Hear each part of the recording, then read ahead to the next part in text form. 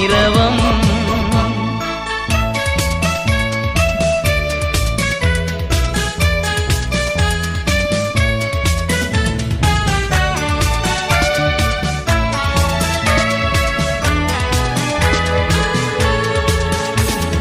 கிறிஸ்துவின் பொருட்டு நெருக்கப்பட்டால் பாக்கியம் நமக்கு பாக்கியமே. கிறிஸ்துவின் பொருட்டு நெருக்கப்பட்டால் பாக்கியம்